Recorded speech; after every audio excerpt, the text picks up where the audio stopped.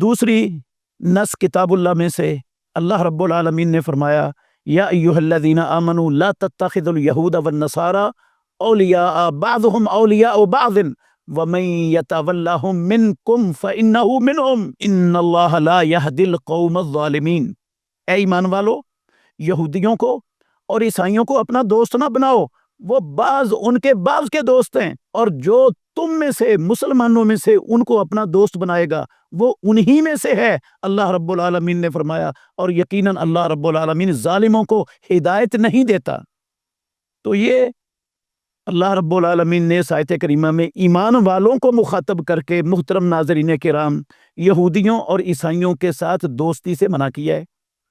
اور یہودیوں کی اس ناجائز وجود کو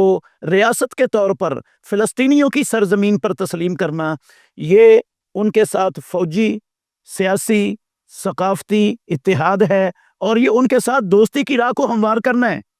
اور اللہ رب العالمین نے اسے منع فرمایا ایمان والوں کو مخاطب کر کے، تو لہٰذا یہ مسلمانوں کے لیے حلال ہی نہیں ہو سکتا۔ اور اللہ رب العالمین نے سخت وعید بھی فرمائی ہے اس آیت کریمہ میں وَمَن يَتَوَلَّهُم مِّنكُمْ فَإِنَّهُ مِنْهُمْ، جو مسلمان ہو کر یہودیوں کے ساتھ دوستی رکھے گا، ان کے ساتھ فوجی، سیاسی، ثقافتی اتحاد کرے گا، ان کے ساتھ جو ہے نا وہ تعلقات رکھے گا، ان کے ساتھ پیار کرے گا، اور ان کے ظلم پر خاموش رہے گا، فَإِنَّهُ مِنْهُمْ، اللہ کہتے ہیں وہ انہی میں سے ہوگا، اس کا محمد الرسول اللہ صلی اللہ علیہ وسلم کا کلمہ پڑھنے والی امت میں سے نہیں، ان میں سے شمار ہوگا جو یہ یہودی اور عیسائی ہیں جن کی اللہ رب العالمین نے دوستی سے منع فرمایا ہے۔ تو اس لیے قرآن مجید کی اس آیت سے بھی واضح سمجھ آتی ہے کہ ان یہودیوں کو، ان کے وجود کو